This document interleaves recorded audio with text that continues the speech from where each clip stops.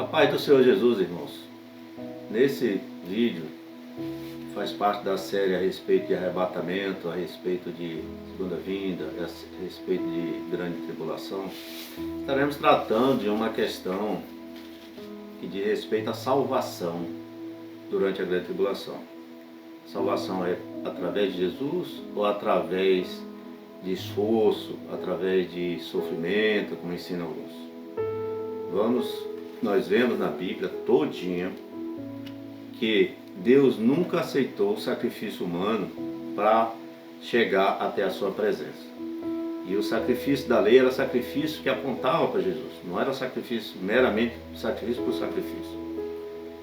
E nós vemos também na própria Bíblia dizendo que por obras nenhuma carne será salva pelas obras da lei.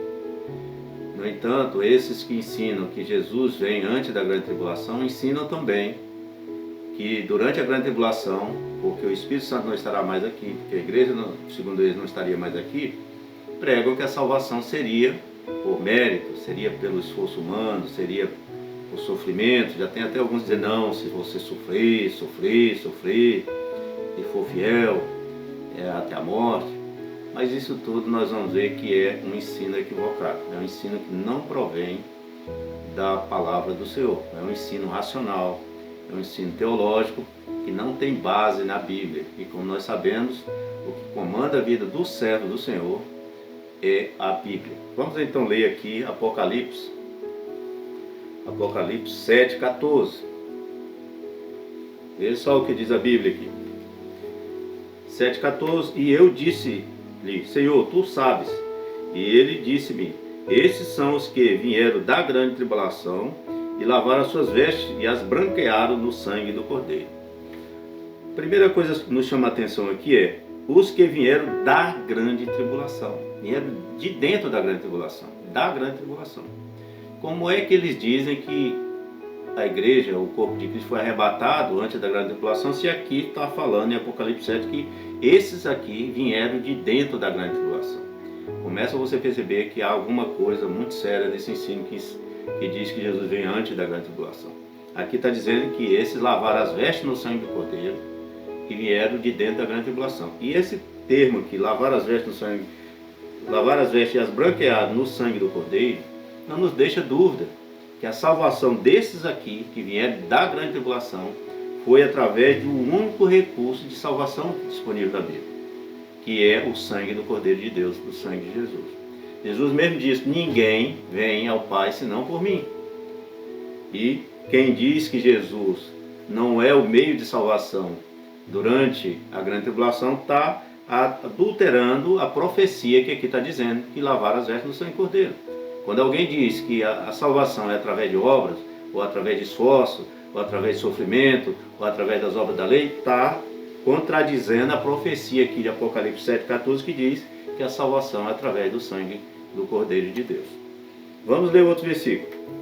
Apocalipse 9:4. E foi-lhe dito, fizessem dano somente aos que não têm nas suas testas o selo de Deus. Ali, nessa passagem aqui de Apocalipse 9, fala que dos 144 mil que tem o selo de Deus. Mas vamos nos ater a esses aqui que tem o selo de Deus, que diz respeito aos gentios, principalmente.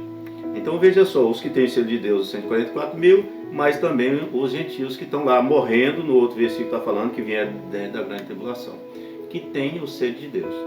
Que selo de Deus é esse? Vamos ler Efésios 1:14, para você ver que a igreja está lá dentro da grande tribulação. Até porque essa passagem aqui de Apocalipse se refere à quinta trombeta.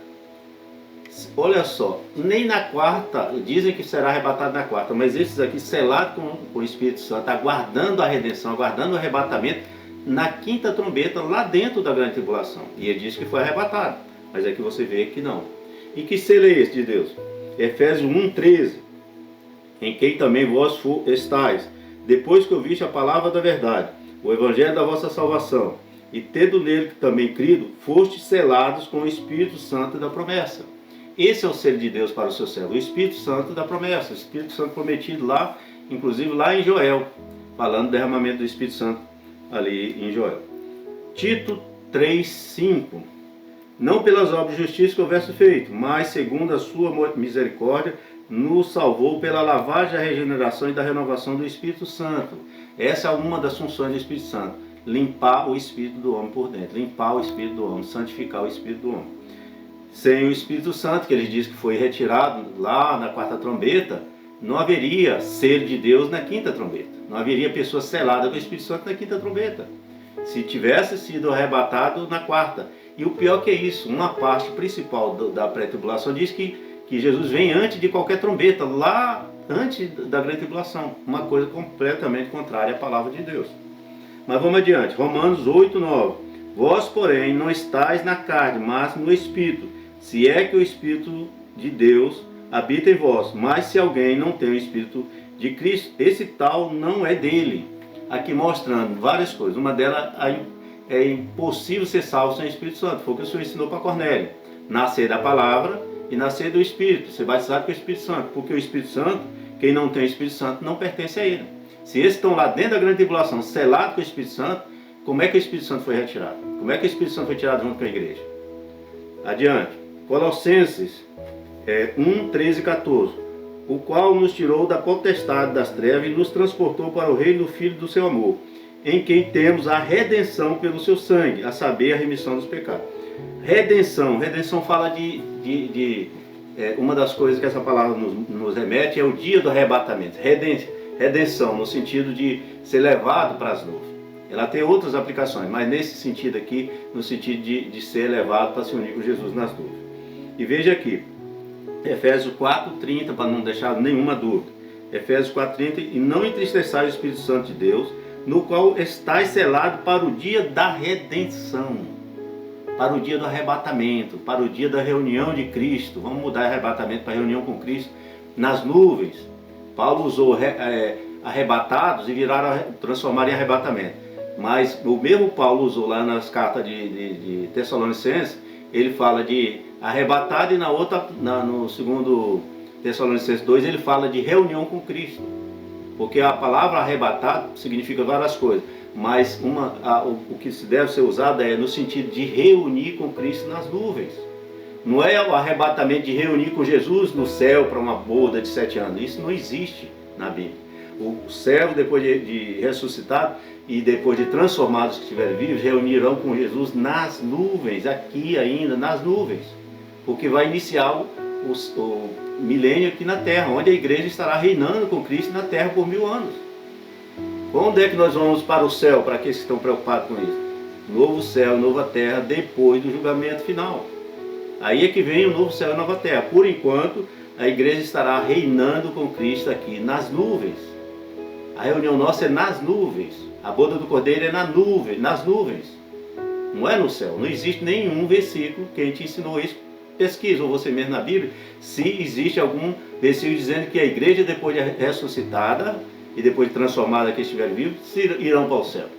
Em nenhum lugar. A Bíblia sempre diz nas nuvens, é nas nuvens. Jesus vem nas nuvens, nós iremos reunir com ele nas nuvens. Não é no céu ainda. Mas vamos adiante, irmãos. Então veja só, Apocalipse 9, vamos ler Apocalipse 9, de novo aqui, repouso o seguinte: somente os homens que não têm o selo de Deus na testa, o selo de Deus. Então veja só, irmãos, Apocalipse 9 está falando que é na quinta trombeta, para que os anjos não mexessem ali, os danos não fossem atingissem ninguém que tinha o selo de Deus, que nós lemos aqui a respeito do Espírito Santo. Então veja só, quem tem o selo de Deus na quinta trombeta não sofrerá nenhum dano. Ou seja, se falar para ti que vai ser arrebatado na quarta, e esses da quinta que estão selados lá com o Espírito Santo, aguardando o dia da redenção, como nós lemos aqui em Efésios 4:30, para o dia da redenção. Como é que eles estão aguardando dentro da grande tribulação o dia da redenção, se a redenção tivesse ocorrido, como eles dizem, na quarta trombeta? Se na quinta trombeta eles estão ainda selados com o Espírito Santo, aguardando o arrebatamento, aguardando a redenção. Veja, mais uma vez, onde é que eles mexeram com esse ensino. Adulteraram a profecia apocalíptica.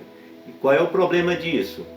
Apocalipse 20, lá no final diz, olha, quem mexer na profecia do Apocalipse, quem tirar ou incluir, Deus tirará a sua parte do livro da vida. Esse é que é o problema. 22, 18, 19. 22, 18, 19. Porque eu testifico a todo aquele que ouvir a palavra da profecia deste livro, que se alguém lhe acrescentar alguma coisa, Deus fará vir sobre ele a praga que está escrita nesse livro. E se alguém tirar qualquer palavra do livro dessa profecia, Deus tirará a sua parte da árvore da vida, da cidade santa e que estão escritos neste livro. Em outras traduções diz, tirará a sua parte, tirar o seu nome do livro da vida, que dá no mesmo, nessa aqui como o outro tem o mesmo significado. Ou seja, não se trata pregar pré-tribulação, pós-tribulação, mid-tribulação, se trata de escolha de escatologia, digamos assim, como diz por aí. Trata-se de uma opção de você estar tirando o seu nome, deixando, estar com a espada sobre a sua cabeça e ter o seu nome retirado do livro da vida.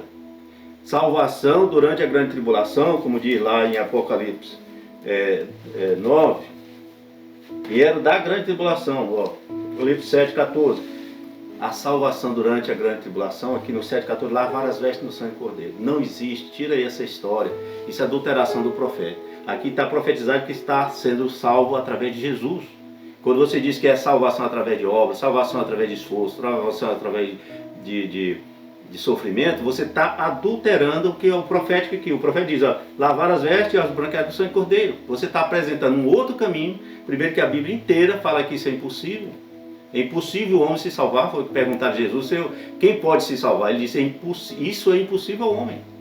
E você vem e desdiz o que disse Jesus, dizendo que o homem pode, durante a grande tribulação, se salvar através de lei. A Bíblia diz lá, nas cartas de Paulo, inclusive, nenhuma carne será salva pelas obras da lei. E você vem e diz, em outra vertente do pré-tribulacionismo, diz que a salvação será pelas obras da lei. E a Bíblia diz, não, nenhuma carne.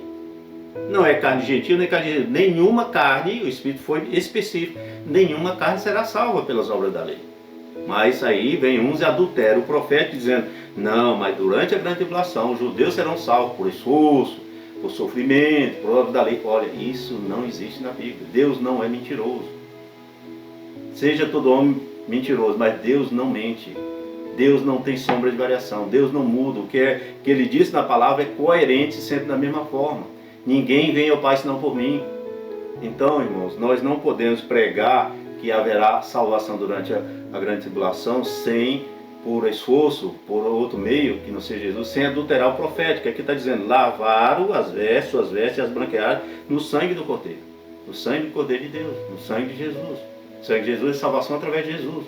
O outro versículo que a gente leu aqui, falando do Espírito Santo, foi selado do selo, mostrando exatamente porque o selo é o Espírito Santo. E o Espírito Santo na Bíblia, né, fala do sangue de Jesus, fala do Espírito Santo.